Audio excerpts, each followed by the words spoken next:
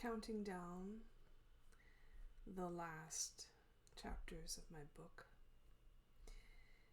I was realizing that this chapter right here, I've kind of been dragging my feet on. And I'll be honest, I didn't really want to include it because I don't want anyone to feel like I'm making judgments or anything. Or parenting anyone. That's not my goal. But I was guided to put this chapter in my book, Mastering Your Soul Works. It stayed when I amalgamated them together. All the chapters stayed. I didn't take anything out. I just plugged it all together and let it be.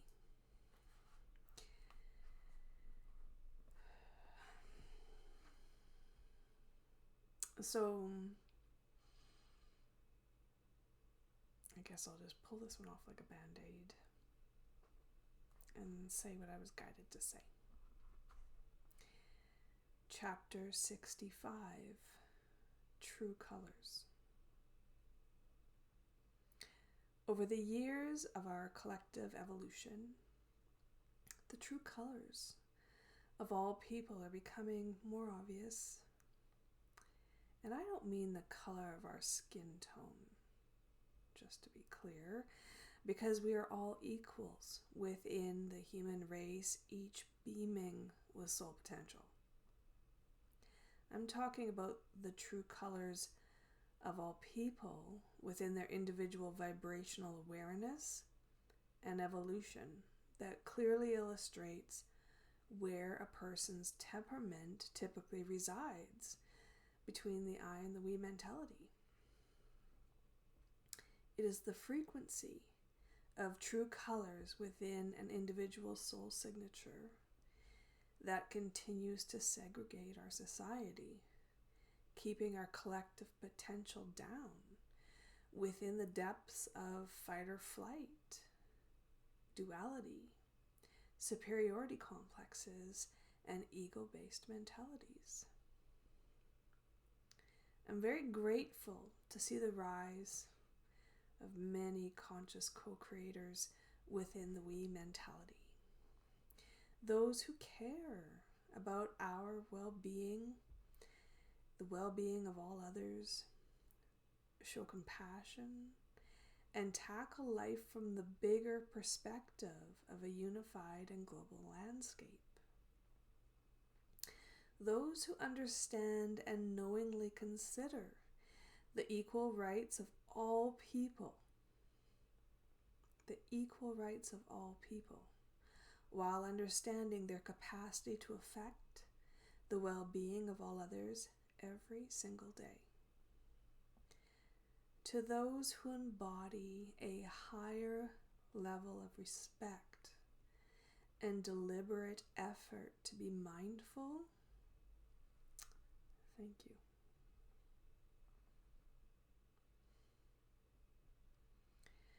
Unfortunately, there are many within society who still reside within the outdated I mentality. People who never seem to worry about their intentions or actions and how they affect those around them. Those who feel entitled, superior, or more worthy than another to enjoy the freedoms this world has to offer. To those still living within this narrow-minded perspective, let's just get a few things clear, shall we? Now first, let me start by expressing my solemn disappointment that I felt the need and was guided to include this chapter within the book my original book, which was called Mastering Your Soul Works in the first place. Right? Part of the trilogy. Now please remember, I do not profess to be an expert in all things, nor do I declare myself to be the ultimate authority of right and wrong. No, I don't. I do, however, know energy. Therefore, I strive to bring clarity to many of the misguided and misunderstood concepts that have plagued our society for centuries with unwarranted opinions of righteousness. Oh, I feel like I gotta... I don't know.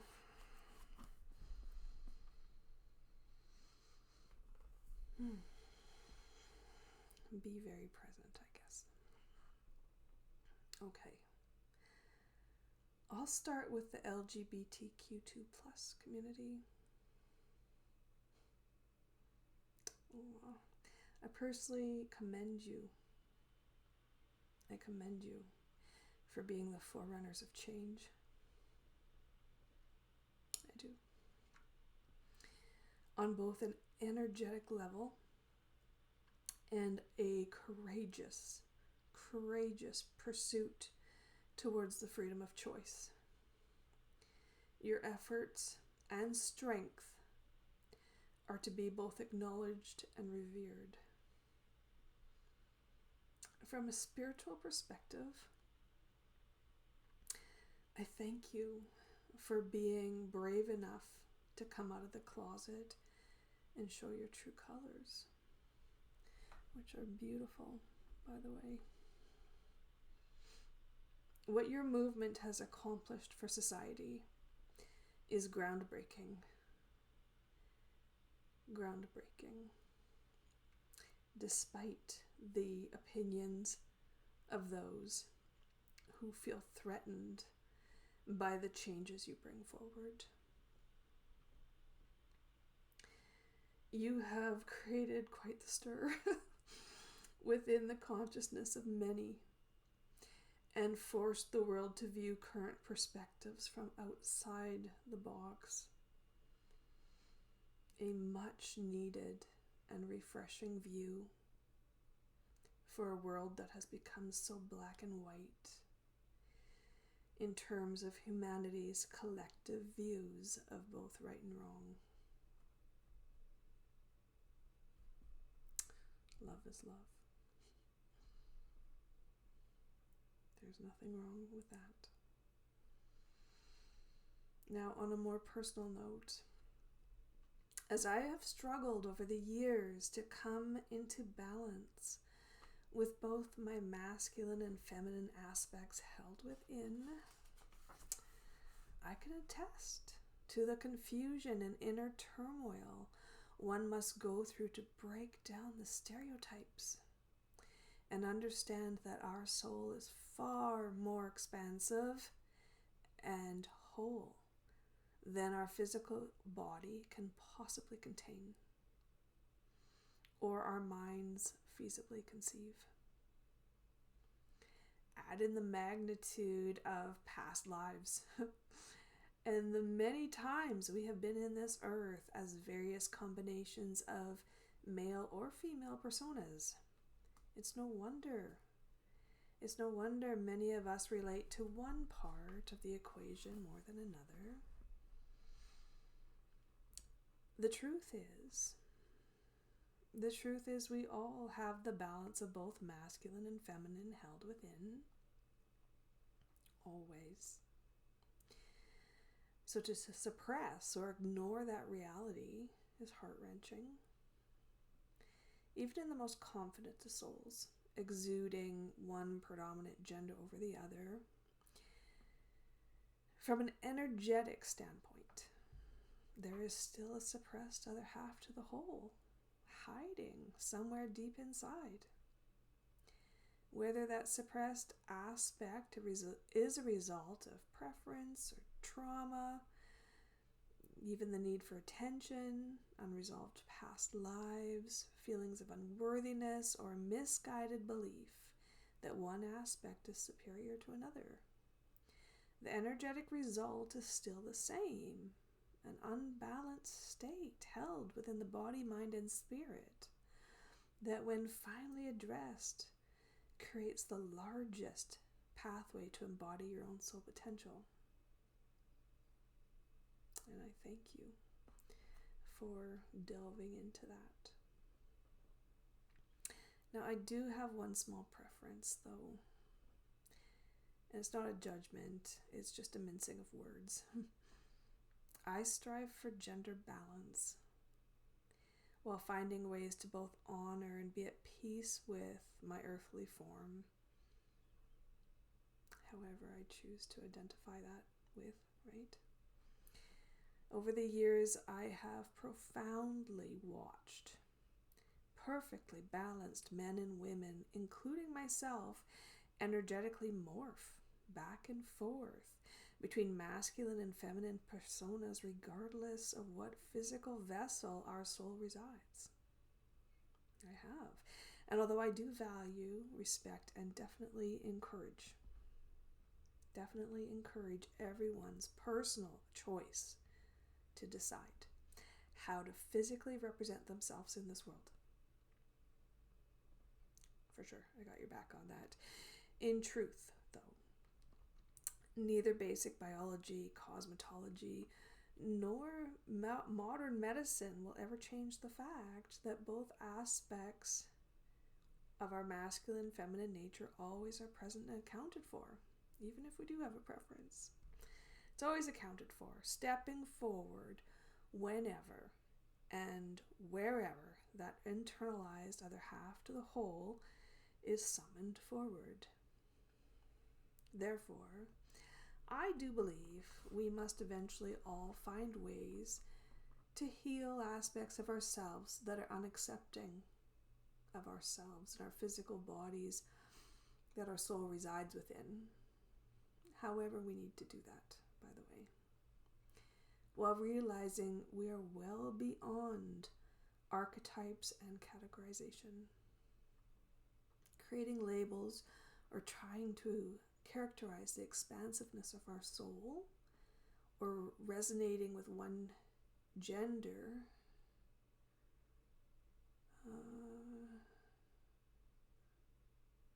what did I write here? Sorry, I have to reread this, make sure I wrote this correctly. Creating labels, trying to characterize the expansiveness of our soul or resonating with gender neutrality leaves the summation of our divine nature out of the equation. Gender balance, on the other hand, implies and emanates an acceptance of both the divine masculine and feminine energy being strong, vibrant, and radiating from within to the LGBTQ2+ community. I thank you. I do. I thank you from the bottom of my heart for being the first wave of change makers. Amen. In truth, you have activated the world's awareness to the totality of our life force, coexisting within our own individual and collective soul works. Your act of bravery freed many from silenced truths, giving a voice and empowerment to the countless individuals well beyond your own community. Well done, my friends. Well done. Okay. Now I'm switching gears to the next topic. Are we clear on that? Before I move on, you're awesome.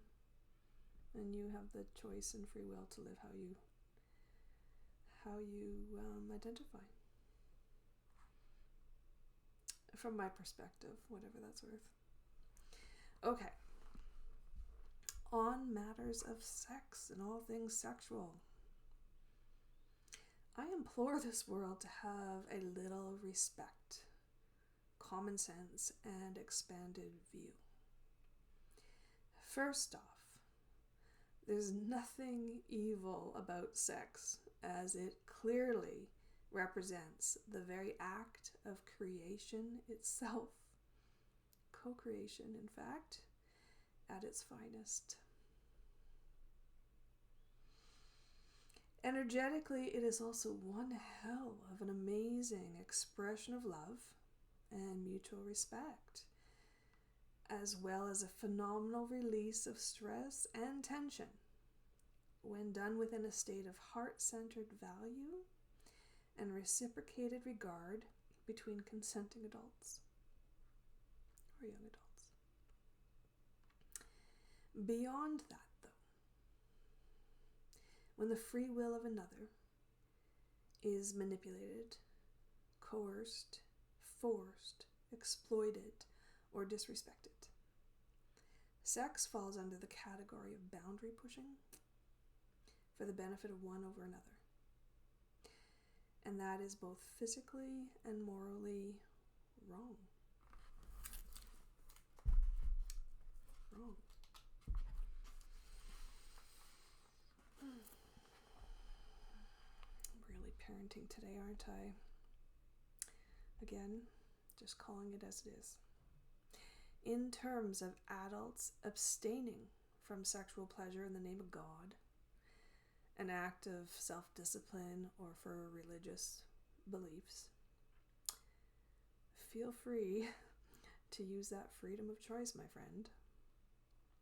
I'm just saying that I have witnessed the auric fields of those who suppress natural aspects of being human under the guise of being more spiritually connected or morally superior.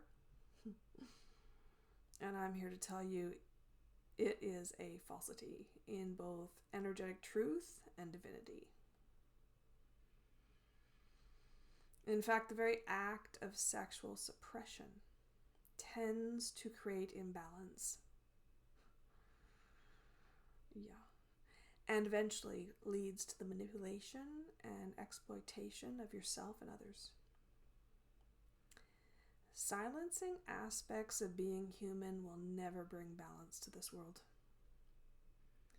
Balance occurs when we accept and learn to live from the totality of divine Trinity, body, mind, and soul. Now, on the other end of the spectrum of abstinence are those who feel they can harness sexual energy to expand their enlightenment or soul potential. And again, when done in a meaningful and respectful way, this co-creation energy does have infinite potential. However, when done simply as a tool or a catalyst to achieve a perceived expanded awareness, the very act of tantric theory-based sex exists within the ego mind and lower vibrations of our collective existence. In other words, you can't screw your way into a higher level of consciousness. No. You must exemplify that level of spiritual integrity by means of pure manifestations and loving embodiment of your own source potential. Lastly, a special shout out and thank you to all those who have come forward to break the silence and speak up about violations of sexual rights that have been coerced or manipulated by others. Your bravery and vocalization of ongoing sexual exploitation is extremely significant and noble. Keeping silent about the imbalances of this world will never solve the issues. Remaining in the shadows of those who overpower or threaten the equal rights of any other will never put an end to the lifetimes of suppression. It is time to be the voice and rise from the collective history of mistreatment, abuse, neglect, narcissism, betrayal, polygamy, rape, incest. Incense is fine. Pedophilia, fear-mongering, human trafficking, and the suppression of perceived sins, to instead both find and embody a healthy relationship and understanding of all things sexual.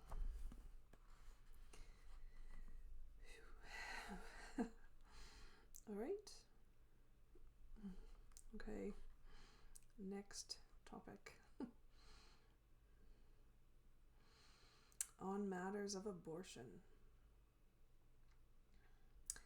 I consider all pregnancies to be a blessing, and I do honor the process of divine timing and nature in motion beyond human intervention. However, I also believe it is ultimately a woman's choice. Always. On whether she is in the right place and frame of mind to carry through with all life decisions, including unplanned pregnancies. Now, of course, I do appreciate those who venture down the path of adoption by aligning their infant with alternate, willing, and loving parents. But also wholeheartedly realize this is not always an ideal situation for everyone.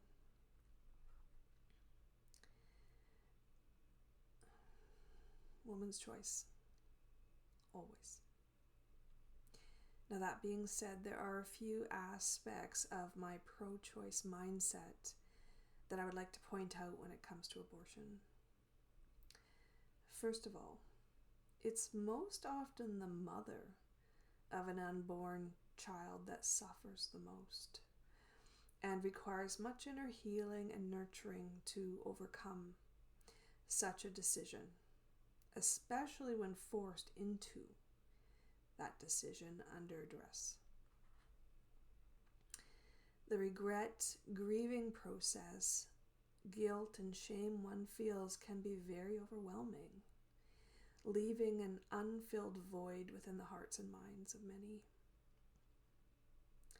Therefore, even though I am completely, wholeheartedly pro-choice and put this decision solely in the hands of each woman, I am also compelled to point out that this particular option often causes lingering side effects that can be difficult to personally overcome. Not impossible though, but they're difficult.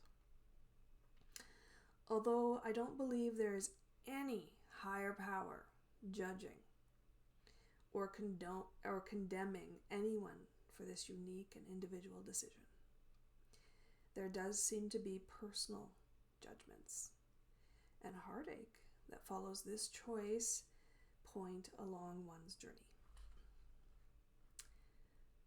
So, if ever you find yourself in this situation, please love yourself enough to forgive both you and all others that brought you to this decision point in the first place. Within that process of forgiveness and letting go, healing will always be found.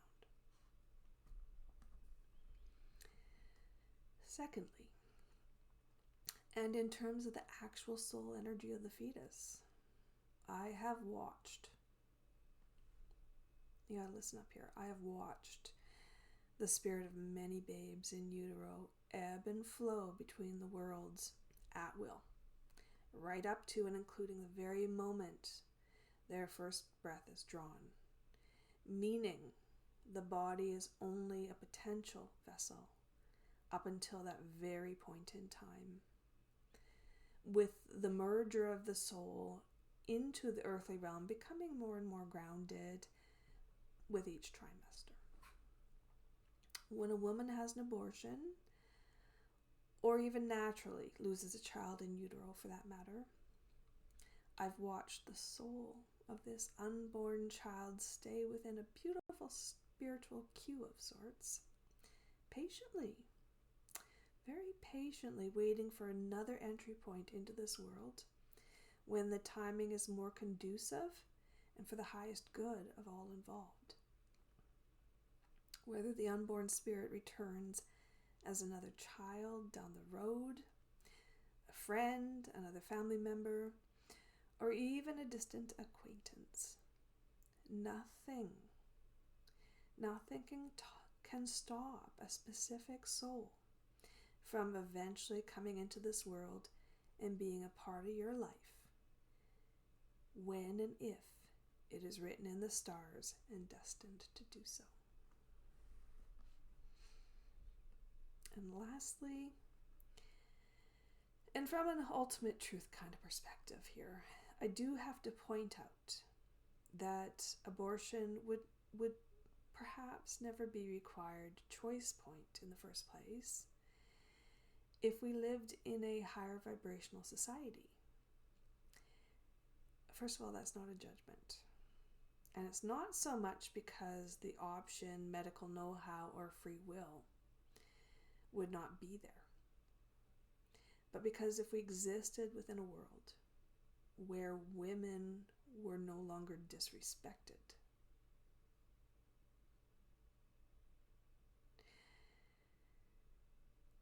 or taken advantage of, and where those very same women perhaps honored themselves to the highest of regard and inner knowing, unwanted pregnancies would virtually become another historical reality alternative of our collective past. That is not a judgment. Not at all.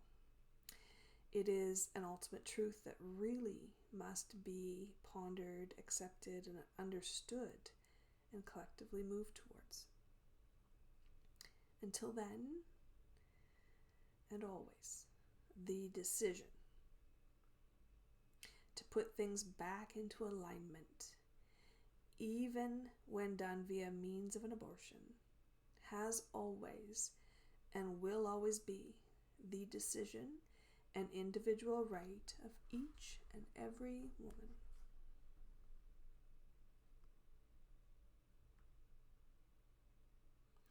There shall be no shaming, guilt-laying, earthly law-making, or protesting that can stop a woman's right to come back into alignment with her own free will and soul potential, regardless of who, what, when, where, or how those individual boundaries have been obscured, vulnerable, or infiltrated in the first place.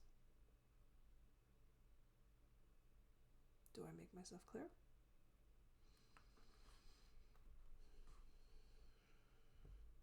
Okay. Good then. Whew. Next topic. Oh, I need a break and a pep talk. Just 1 minute. Okay. Just keep going. That's what I heard. I will. Okay, here it goes. On matters of any religious group, nation, culture, land base, skin tone, gender, vocation of authority, or financial holding, bearing any type of superiority, priority, chosen status, worthiness, purity, or dominion over any other living soul or region on this planet. For God's sakes, grow up. It's time to understand that we are all created as equals, with the capacity to equally create and connect to our source potential. There is nothing special about you that makes you greater than, holier than, more chosen than, more superior than, more gifted than, godlier than, or more elite than any other. Your level of arrogance and perceived self-importance is revolting on all levels of soulful achievement. The only thing segregating you from the pack is your professed importance over others. You may self-identify as being privileged, but energetically, and karmically, the only thing you are privileged with is an overinflated ego. Whether you believe yourself to be within a select few of chosen potential is irrelevant. You are still mandated within universal law to treat all others with respect and equality. Suppression or dominance over another's free will is archaic. Karmically, you hold the vibration of a 2-year-old having a temper tantrum, while still insisting you're within the rankings of God's favored or chosen ones. On the bare plane of existence, you are small in your thinking, while making little to no impact and vibrational leap of raptured co-creative potential.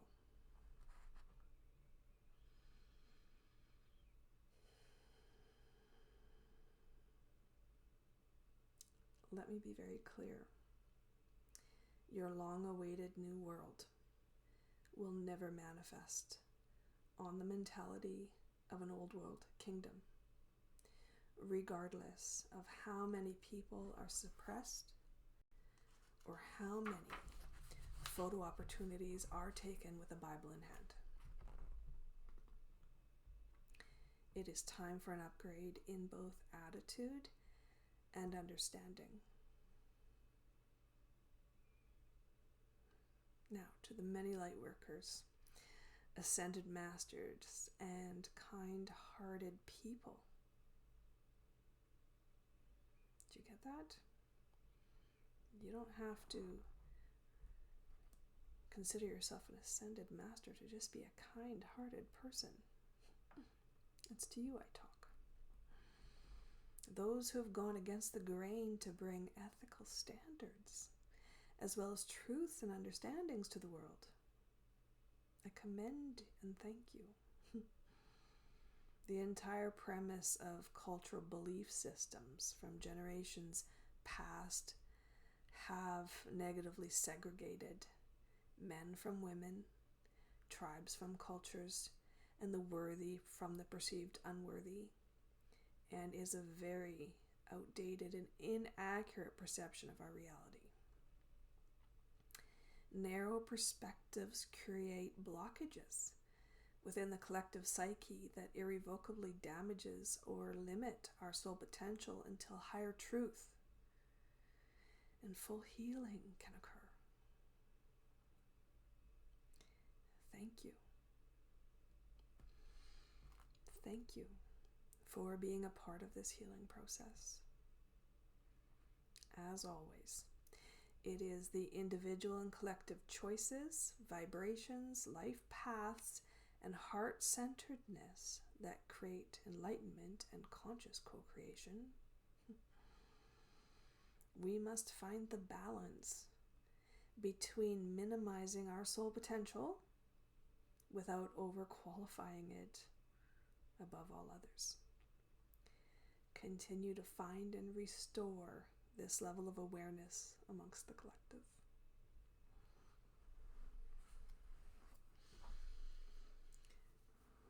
One more. Okay. On matters of war, territorial battles, and the ongoing pursuit of humanity's misguided effort to fight, build walls, and throw your weight around, I strongly advise you upgrade your perceptions. When perceived rights cross a line to negatively impact another human being, culture, environment, or group, you tip the scales clearly out of equilibrium. Do not use the excuse or mantra of God's will or your professed status of chosen superiority to describe or justify anything in this world beyond inner and utter peace. No one on this earth is more worthy than another or holds the right to exude power or force upon someone else. No one on this earth is more superior than another to claim sovereignty over nations, cultures, races, color, gender, or religion. You may believe you have the authority, highest truth, or society's well-being in mind, but the very act of doing so in a matter that brings harm, judgments, or manipulation upon another is most certainly out of balance. It is out of balance. It is by no means holy, in the name of God, or coming from a place of love and authority. Energetically, this perspective is nothing more than pure ego and the need to dominate another beyond your rightful influence. You are not acting in the best interests of humanity. You are acting in the best interests of yourself and those who hold that same vibration of perceived superiority. And that, my friends, is a very outdated vibration that needs to end. We are all equals, and our ability to coexist on this planet depends on a mutual respect for all others. To those who strive to make a difference and bring balance to this world, I see and believe in you. To those who continue to perceive a higher degree of superiority or self-worth, I see and believe in your potential too. I do, however, implore you to expand your limited viewpoint of our collective potential. It's about damn time.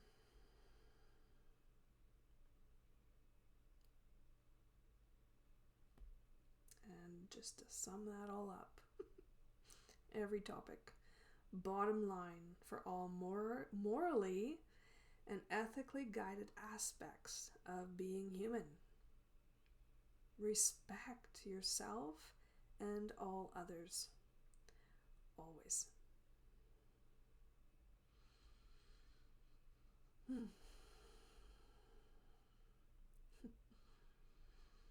Mastering your soul works.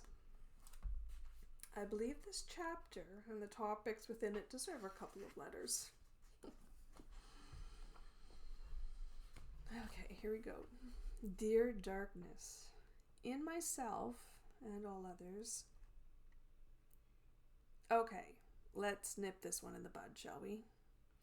Trying to scare or intimidate the masses into believing that by the mere act of recognizing the dark thoughts in this world, we are bound to manifest more, is just as ludicrous as trying to convince an abuse victim that by drawing attention to their ongoing mistreatment, they will create more of the same. Never, actually. Ignoring the cruelty in this world is, in fact, the problem. I realize you like to pretend you are always in a state of joy and everything is okay, when in truth you're fuming. But that will not solve the underlying rage. I propose we bring attention to our dark thoughts and actions and recognize them for what they currently are. equal co-creators of this world. Once we recognize the other half of what we are continuously creating, we can learn. We can learn to rise above to a higher state of being. This approach is more like saying, this might be the reality we are currently in, but it's no longer acceptable. Let's face it, it is time to grow up and take a good hard look at the vibe we are adding to this reality each and every day. Ooh, there you go again. Having a huge energetic outburst of rage. Well, no worries, my friends. We light workers are getting pretty damn good at dodging those energetic temper tantrums of our own and all others. And we still send love and compassion. That and a very clear message. Make no mistake, it is time to evolve. Kindest regards, bringer of the truth. And a second letter, just for good measure. Dear darkness, in myself and all others, I'm going to shout this out today, so I hope you hear me. We love you. We love you. We're not leaving you behind. You can kick and scream all you want, and we'll not fight back. Well, we will, but with love. You can try to be domineering, superior in your own mind, struggle through the changes of ego, take a few steps backwards from time to time, focus solely on yourself, be an overpowering jerk on occasion, or even send hate vibes until you're blue in the face. But we will still not abandon you. You matter to this world. Stubborn beyond belief, but one of our own nonetheless. That being said, we light workers won't let society stay in this low state of vibration any longer. To be honest, it's a serious energy drain and downer for the collective.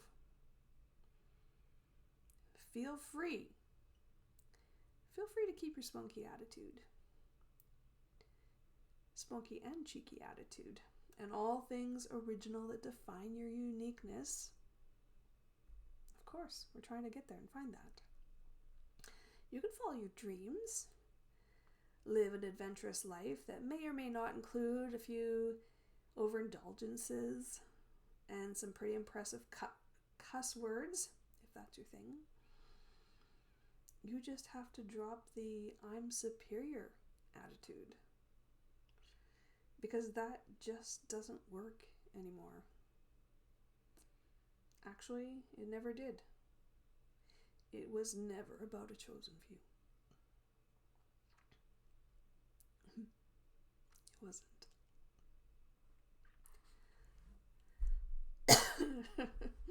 It wasn't. It has always been. That one got me right in the throat. It's never been about a chosen few or a chosen one. It has always been about consciously co-creating this reality together. Sorry. I should have probably pointed that out and brought that to your attention ages ago.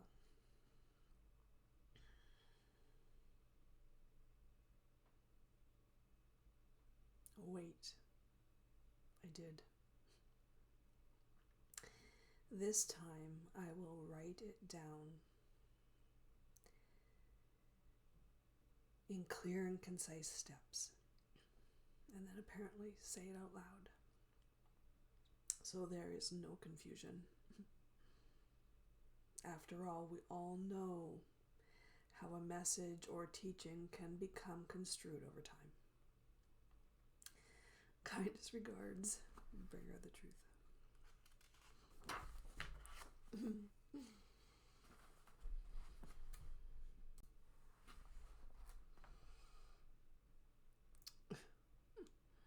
Your move. Embrace our differences. One size certainly does not fit all, nor do the paths of some resonate with the paths of others. The point is to accept that we are all different and to see the commonalities that reside below the surface. There's no need to feel superior, more worthy than, or less worthy than any other soul on the planet. There is strength and inner harmony when honoring all paths. Our energy, personality, day-to-day activities, and life path are as diverse and unique as our experiences, countries, and universe. Together, let's celebrate that reality. Celebrate the unique individual beauty within the collective that is you, while respecting and celebrating all others. Next, create a healthy relationship with sex. I find most people have aspects of their sexual lives that need healing. Bravely delve into this area within your life and find a way to both respect and revere natural aspects of being human, including all things sexual. Next, redefine holy. Many people have a blurred perspective and expectation around the word holy.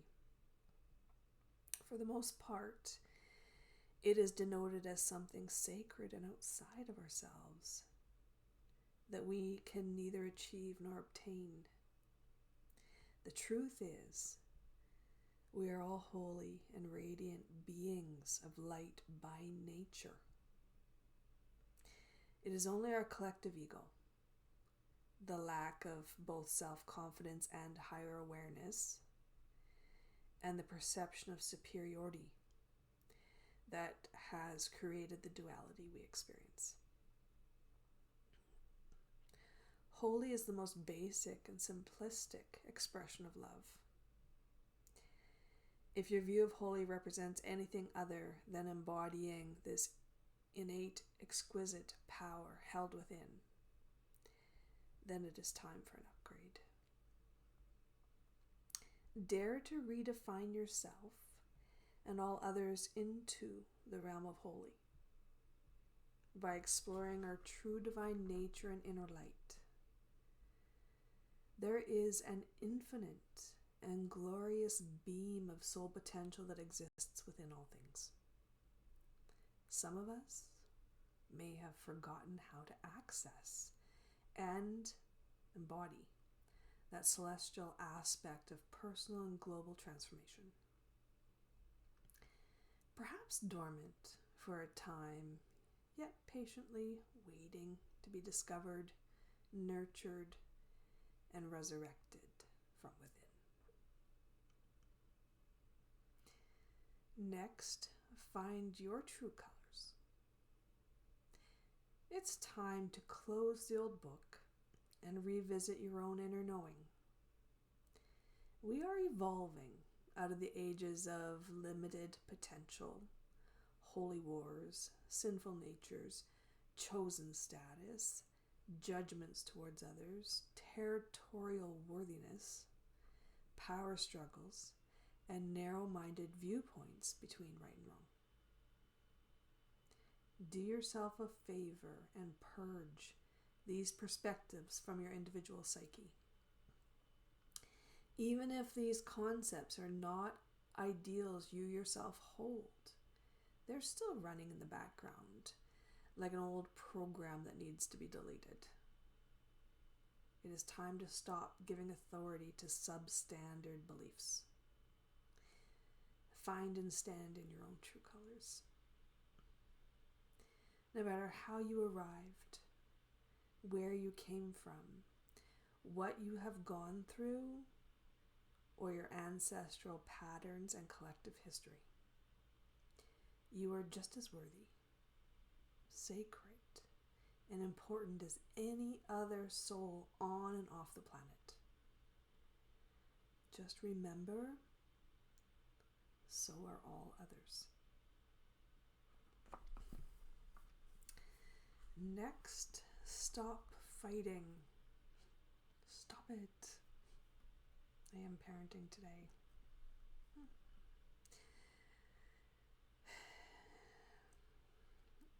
I am providing the guidance as a channel.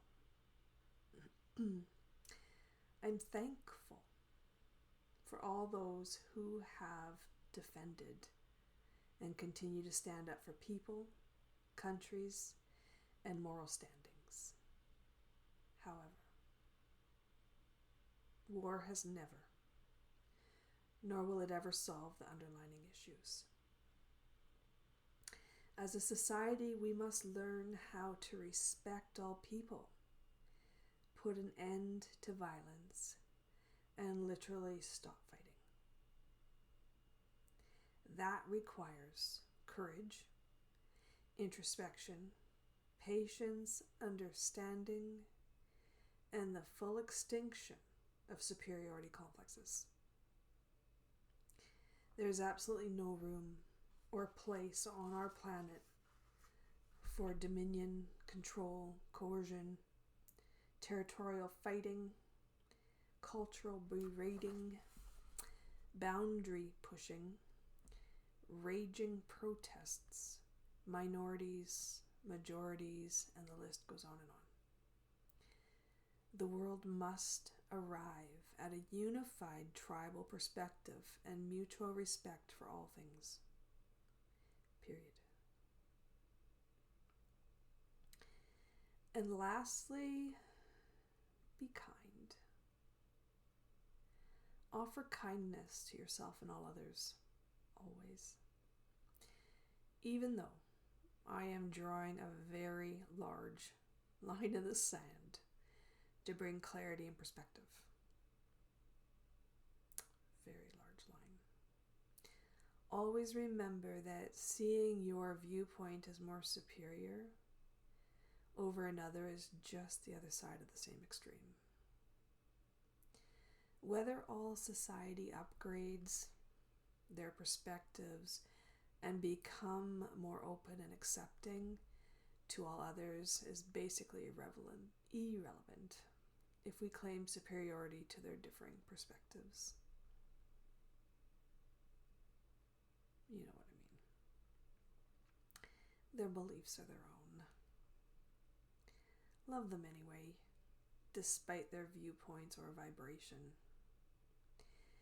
It is compassion that will heal our world, one heart-centered experience at a time. And I will see you there.